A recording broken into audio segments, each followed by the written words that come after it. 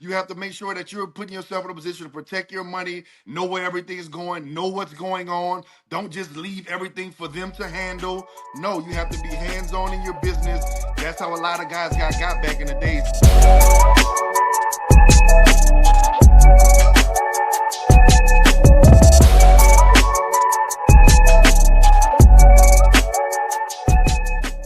All right, family, welcome to the Shadow League Locker Room. Today we are joined by former NFL veteran and standout Jonathan Wells as we tackle some of the biggest stories in sports, lifestyle, and of course culture, from Deion Sanders in the major upset during the Alamo Bowl to Cam Ward making history during the Pop-Tart Bowl, and Saquon Barkley.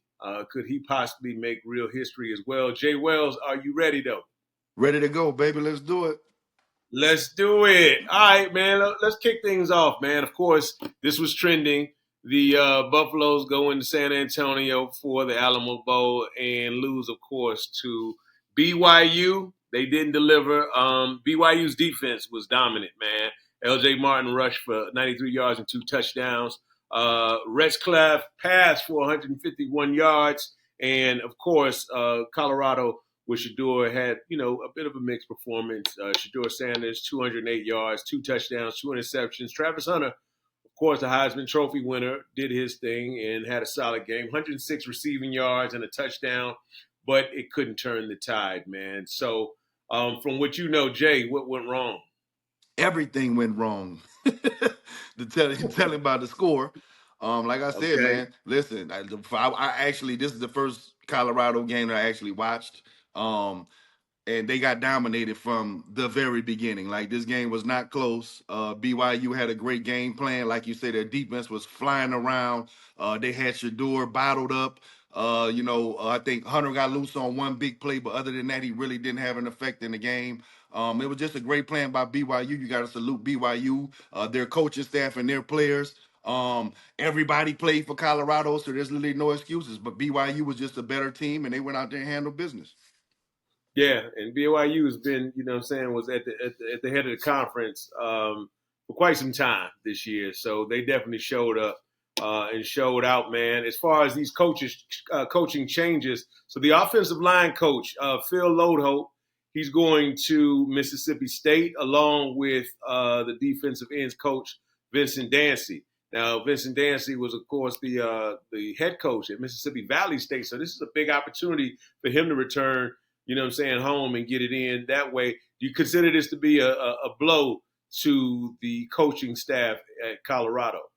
No, it's not a blow. This happens on every coaching staff around America. Listen, we've been losing coaches forever up here at Ohio State. If you're a great program and you have great assistant coaches, you best believe they're not going to be there for but so long, unless you're a huge university and you can pay them an enormous amount of dollars to stay.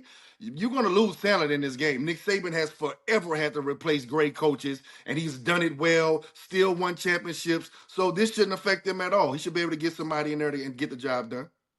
All right. What do you think is an indication of as it relates to just say the leadership of Colorado as a whole, man, in terms of just trying to keep a strong staff together when it comes to, Deion?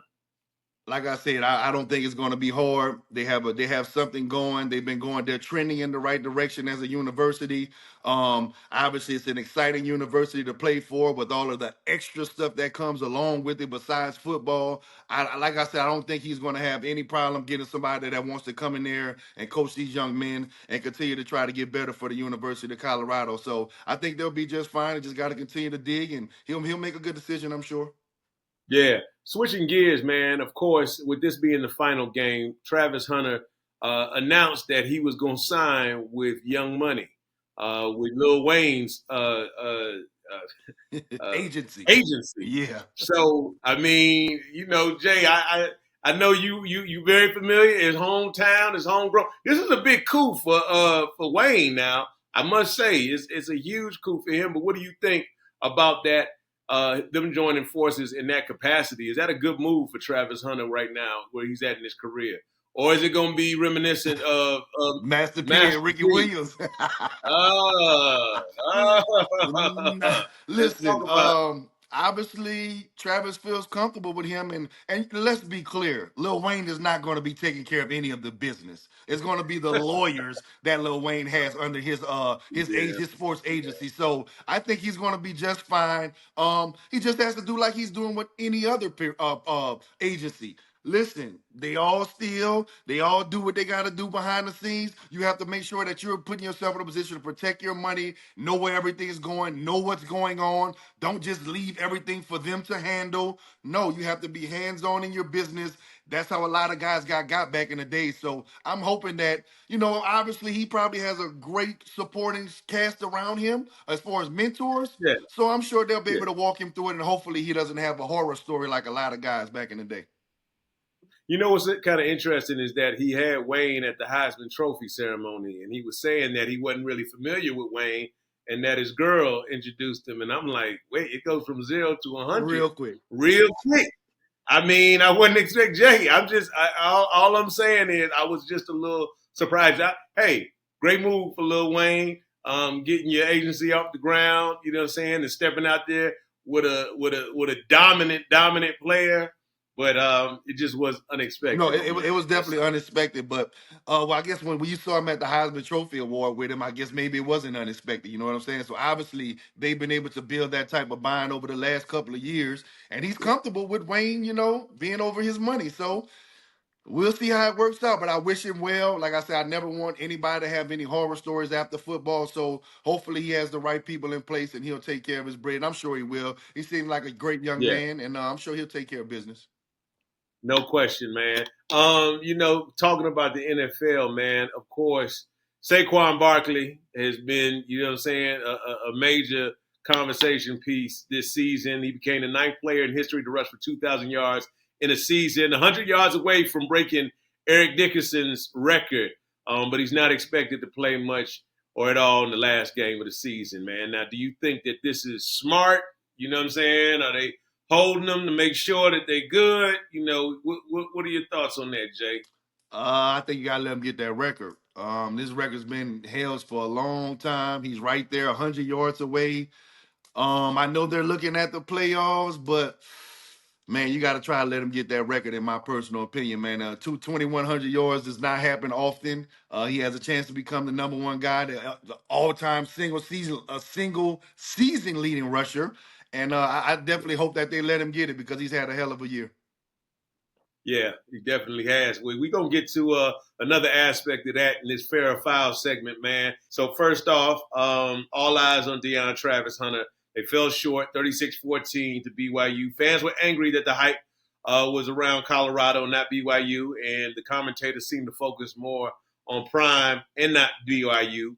Fair or foul in that regard. It's foul at the end of the day if you're a BYU fan. But like I said, when you have a massive marketing machine that comes with Deion, it's going to be hard to get around that. He basically owns the media from NFL to college. You know what I'm saying? Like these are all his guys, so he's going to be the headline whether you like it or not. So BYU, just take your W. Y'all punish them. Y'all did what y'all need to do on the field. Let him have the hype. Y'all got the bowl win, but it's definitely foul because BYU played their asses off. They showed up and showed out. Wisdom there, Jay. Wisdom. All right. Pop-Tart Bowl, man. Cam Ward made history first half. All right. Record setting. But then, second half, you know what I'm saying? He sat it on down. And, he was out of the game, man. Fair or foul. Of course, Miami ended up losing. I'm gonna go with foul. Now the only way it's not foul is if they had this understood before they went into the game. Now this is something that could have been talked about with the coaches and the team before going into the game. So if that's the case and they knew he was just going to get the record and get out of there, then cool. But if you went in there like you gonna play the whole game and then you broke the record and you just shut it down at halftime, that's definitely foul. But I don't know the ins and outs, but it didn't look right. But we can't. It's a catch-22. We mad if they don't play at all. Now we mad if they play a half. Like I don't know where you go from there. Yeah.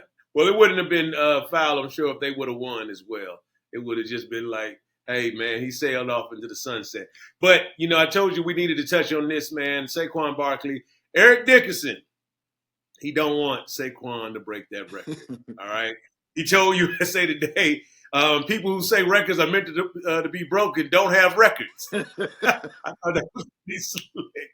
But what are your thoughts on that, man? Fair or foul as it relates to Eric Dickerson, man, and what he had to say, dog? It's fair. That's his opinion, man. The man, listen, like he said, I've been holding this record for over 20, 30 years, so I'm not going to act like I'm just happy to see somebody come break my record. No, I've been holding it this long and I want to keep it forever, but that's not how it works in this game. So eventually somebody will get it. So I think it's fair. People who say records are meant to be broken don't have records. I ain't never heard it answered like that. Great quote. But we're gonna have to make sure we quote that one, man, for years to come, man. AJ, appreciate you, man, giving us the insight, man. Let folks know how they can keep up with you, bro. Hit me up on Instagram, J Wells Media Group. Hit me up on Facebook, man, at Jonathan Wells, my name. And that's where I'm at right now, like I say. But yeah, that's where you can find me at. Tap in with me. No doubt.